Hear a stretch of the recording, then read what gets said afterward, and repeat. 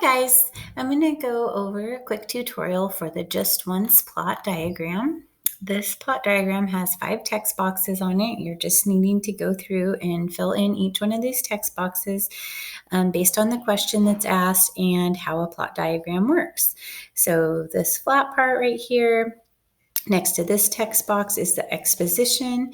The exposition includes who are the characters, what is the setting, so when and where, and then what incident sets the story in motion. So what's the inciting incident? That's the kind of that first event right there before we start up to the rising action.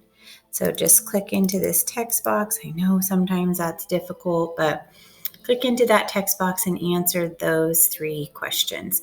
This box will grow. I don't care if it gets really big and takes up the whole space if you kind of feel weird about answering 3 questions in such a small box.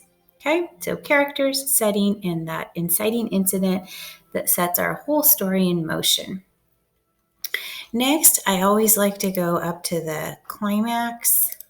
That's the most exciting or intense moment of the story. It's really the turning point.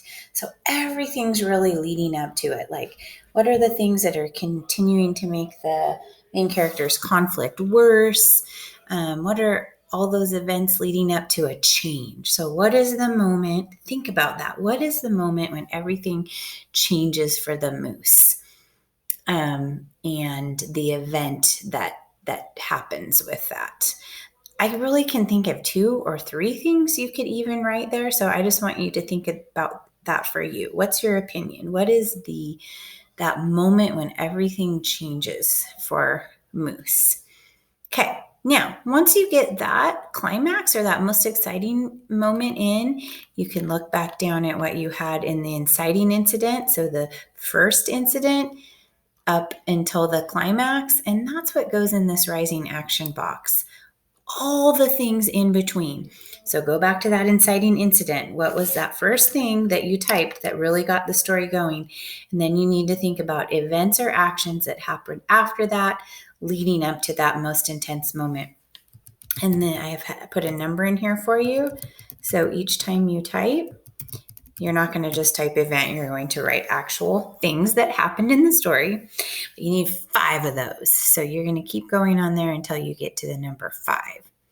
Okay, after you get the rising action, so all those events leading up to the climax, you can come back down to the what loose ends of the story are tied up. So that's going to be after the climax. You can't have anything in this box that is before or the same as the climax. It has to be after it.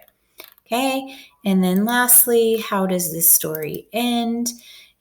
This is the resolution. This is where you want to speak to how the conflict is solved. Just a reminder, the conflict throughout the whole story is that the moose wants to carry the ball, even though that's not his job on his team. He wants to carry the ball. So in the end, how is that solved? Does he still want to carry the ball? How's he feeling? Is his conflict resolved in some way?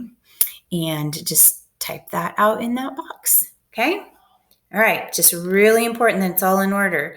Exposition, character setting, the first event, whole bunch of incidents or actions rising up to the climax. In fact, you need 5 of them that answer the main events in the story and what are complications that make it difficult for the characters to reach their goal. So 5 events leading up like a roller coaster up to the climax. Then here you type the most exciting, intense, or changing point for our main character, most exciting event, and then it kind of starts to go down. Loose ends are tied up, and then we learn how the story ends.